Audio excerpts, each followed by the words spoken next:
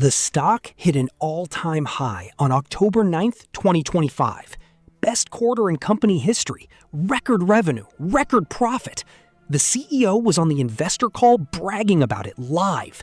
4 months later, cut in half. No fraud, no scandal, nobody got arrested. The business was still making money. So what crashed? Before we go further, if you're new here, like, comment, and subscribe. We cover the stories nobody's telling, the way they actually happened. Here's what most people don't know about Robinhood. 2 Stanford guys figured out a dirty Wall Street secret. Executing a stock trade costs a broker almost nothing, fractions of a penny. But big brokerages were charging regular people up to $10 every single trade. So, they built a free app, named it Robinhood. The marketing wrote itself. Except the money still had to come from somewhere. Every time you placed a trade, Robinhood quietly handed your order to a giant Wall Street firm. And that firm paid Robinhood a kickback. Legal. But 4 of those firms were responsible for 59% of all Robinhood's revenue. The whole Rob from the Rich brand built on a backdoor deal with the rich. Then January 2021 hit, and everything exploded. Reddit found GameStop. Hedge funds were betting it dead. Regular people started buying en masse to squeeze them out, and Robinhood was the app where most of it was happening. The perfect moment for a company called Robinhood. Then, they turned off the buy button. Users could sell, just couldn't buy. The reason was technical. A settlement system demanded billions in collateral overnight that Robinhood didn't have. They had to emergency borrow $3.55 billion in a single week just to stay alive. Customers didn't care about the mechanics. The app that was supposed to be on their side had just switched teams in real time. Lawsuits, Congress, #delete Robinhood trending for weeks.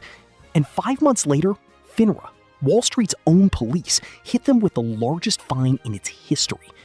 By the end of 2023, Robinhood had paid $175 million across 4 different regulators. That's a record you'd expect from a bank that's been around 50 years. Robinhood had been public for 2.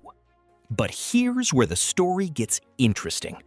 Because while the press was writing the obituary, Robinhood was quietly rebuilding.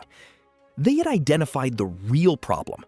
Almost every dollar they made depended on people actively trading.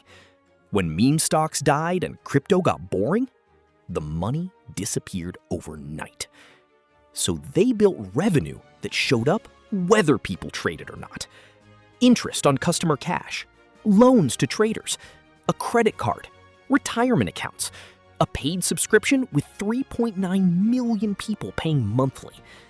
That interest income alone grew 6 times bigger in 4 years, from $256 million to over $1.5 billion. By 2025, first full year of real profit, over $1.4 billion in the black, 47 cents of profit on every dollar earned. 11 separate products, each clearing over $100 million a year. The scrappy meme stock app had quietly become a real financial company. Wall Street noticed and priced the stock like Robinhood had finally grown up. Then the monthly numbers came in. November 2025, crypto trading down 66% year over year. Total customer assets dropped for the first time in over a year.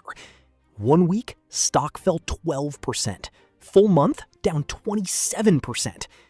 By January 2026, crypto trading down 57%. Robinhood started panic buying their own stock at double what they paid just months before. February earnings came, revenue missed by $50 million. Crypto down 38%. Stock had already lost half its value from the peak. But here's what's wild. The business was fine. No emergency fundraise, no products in danger. That boring interest income, still growing.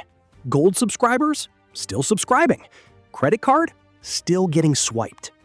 The story changed. The business didn't.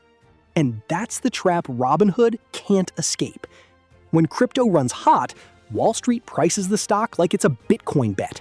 When crypto cools, they punish it for being exactly that.